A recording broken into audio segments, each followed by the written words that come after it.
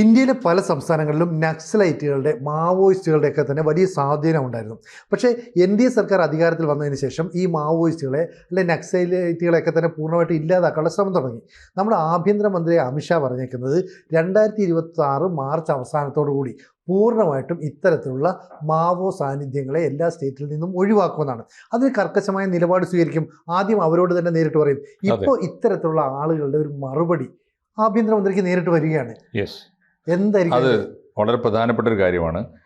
അമിത്ഷായുടെ പ്രസ്താവനയ്ക്ക് ഈ കൊടുങ്കാടുകളിൽ കഴിയുന്ന മനുഷ്യരെ കൊന്നും തിന്നും ഒക്കെ അങ്ങനെയുണ്ടല്ലോ, വലിയ തോതിൽ അരാജകത്വം സൃഷ്ടിക്കുന്ന അക്രമികൾക്ക്, പ്രത്യേകിച്ച് നക്സലൈറ്റുകളുടെ കൂട്ടത്തിൽ ഇപ്പോൾ ഇന്ത്യയിൽ അക്രമ സായുധ കലാപത്തിൻ്റെ അക്രമത്തിൻ്റെയും മാർഗം തുടരുന്നത് മാവോയിസ്റ്റുകൾ മാത്രമാണ്. അവരാണെങ്കിൽ വളരെ സ്ട്രോങ്ങുമാണ്.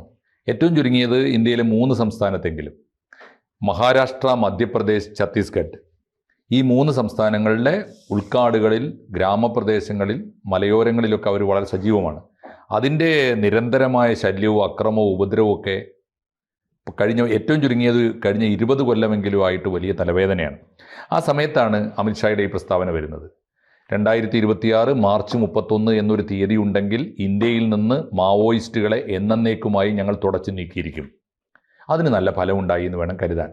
അതിൻ്റെ അടിസ്ഥാനത്തിലാണ് ഈ 3 സംസ്ഥാനങ്ങളിലെയും ഈ മാവോയിസ്റ്റുകളുടെ ഒരു കോർഡിനേഷൻ കമ്മിറ്റി, CPIM എന്നുള്ള മാവോയിസ്റ്റുകൾ പറയാം, M for മാർക്സിസ്റ്റ് അല്ല, മാവോയിസ്റ്റാണ്. അപ്പോൾ ഈ സംഘടനയുടെ ആക്ഷൻ ഗ്രൂപ്പിനാണ് PLGA എന്ന് പറയുന്നത്, പീപ്പിൾസ് ലിബറേഷൻ ഗറില്ല ആർമി ആണ്. അവരുടെ കോർഡിനേഷൻ കമ്മിറ്റി, അതിൻ്റെ 8 കേന്ദ്ര കമ്മിറ്റി അംഗങ്ങളും 3 സ്റ്റേറ്റുകളിലെ 15 സ്റ്റേറ്റ് കമ്മിറ്റി അംഗങ്ങളും ചേർന്ന് തയ്യാറാക്കിയ ഒരു സ്റ്റേറ്റ്മെൻറ്റ്, ഒന്ന് വീഡിയോ ആയിട്ടും മറ്റൊന്ന് ഒരു ലെറ്ററായിട്ടും പരസ്യമായിട്ട് അയച്ചിരിക്കുകയാണ്.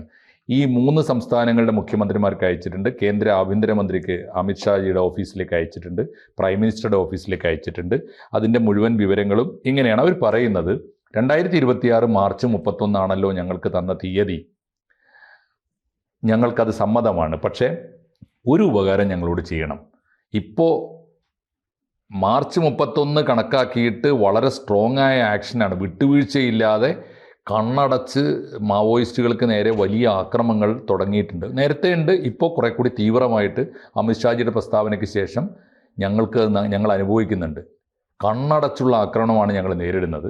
ഇപ്പോൾ ഇവർ കൊടുത്തിരിക്കുന്ന ഒരു അപേക്ഷ ഇതാണ്: ഞങ്ങൾക്ക് ഒരു 3 മാസത്തെ സമയം തരണം. വേറൊന്നിനുമല്ല, ഞങ്ങൾ കീഴടങ്ങാൻ തയ്യാറാണ്, ഇന്ത്യ ഗവൺമെൻറ്റിൻ്റെ സമാധാന മാർഗത്തിലേക്ക് വരാൻ തയ്യാറാണ്, ആയുധങ്ങൾ ഇന്ത്യ ഗവൺമെൻറ്റിന് മുമ്പിൽ അടിയറ വെക്കാൻ തയ്യാറാണ്.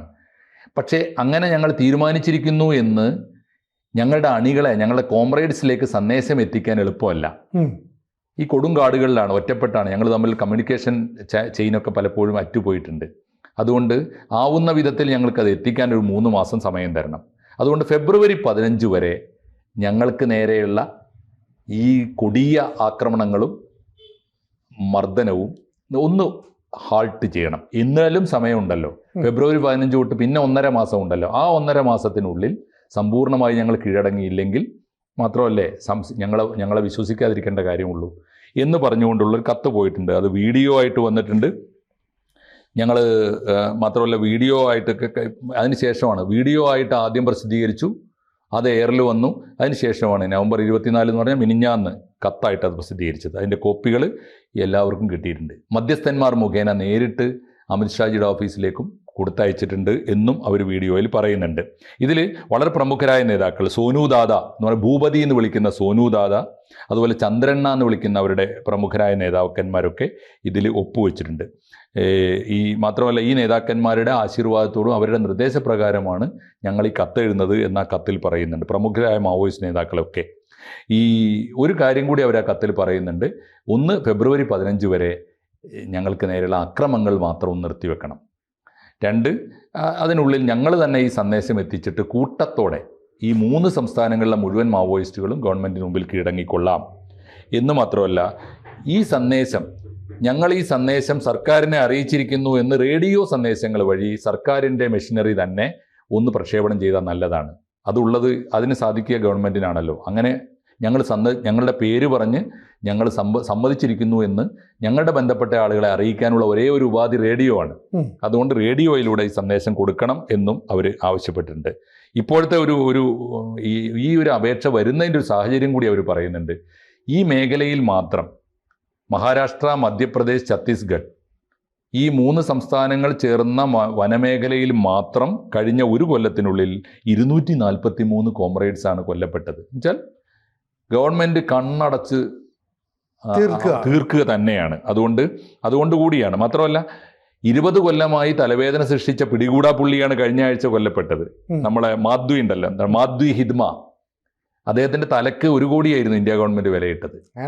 ഏറ്റുമുട്ടൽ കൊല്ലപ്പെട്ടത് മാധ്വി ഹിദ്മ കൊല്ലപ്പെട്ടത് ഇന്നലെ കഴിഞ്ഞ ആഴ്ചയിലാണ് കൊല്ലപ്പെട്ടത്. എന്നാൽ ഏതാനും മാസങ്ങൾക്ക് മുമ്പ് കഴിഞ്ഞ മെയ് മാസം 25-ാം തീയതി ഇവരുടെ അഖിലേന്ത്യാ സെക്രട്ടറി ഉണ്ടായിരുന്നു, നമ്പാല കേശവറാവു, ജനറൽ സെക്രട്ടറിയായി മാവോയിസ്റ്റുകളുടെ അഖിലേന്ത്യാ ജനറൽ സെക്രട്ടറി നമ്പാല കേശവറാവു കഴിഞ്ഞ മെയ് മാസത്തിൽ കൊല്ലപ്പെട്ടു.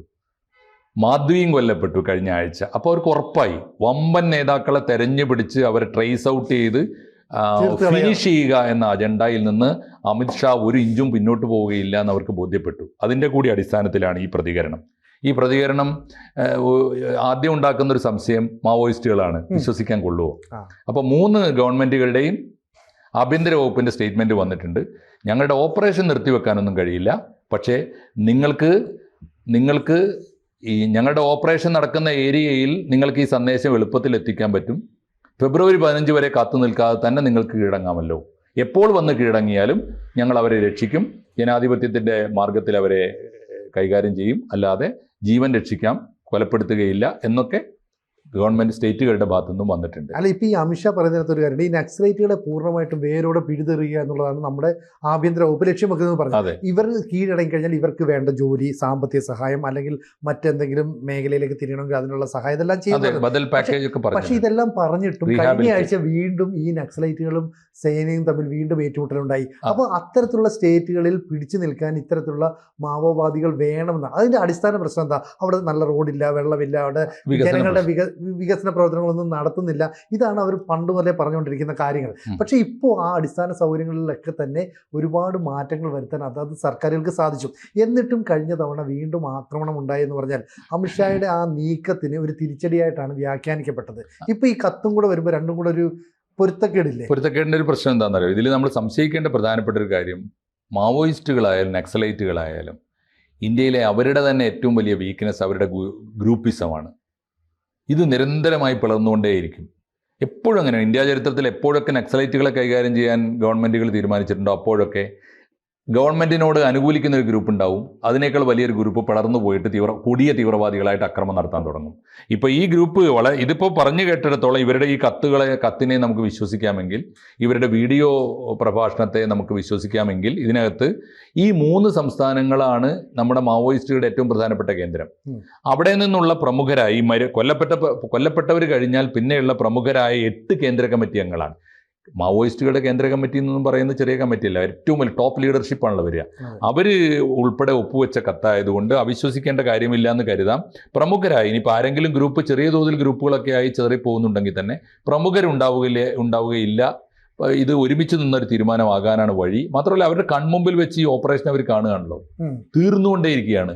അങ്ങനെ ഡു ഓർ ഡൈ ആണല്ലോ. ഒന്നുകിൽ അവർ ഫിനിഷ് ചെയ്യപ്പെടും, അല്ലെങ്കിൽ അവർക്ക് കീഴടങ്ങി ജനാധിപത്യത്തിന്റെ മാർഗത്തിൽ. അതിന് ഏറ്റവും നല്ല മാതൃകയാണ് ഇപ്പോൾ സിനിജി പറഞ്ഞത്. അത് ഗവൺമെന്റ് കാണിച്ചു കൊടുക്കുന്നുണ്ട്.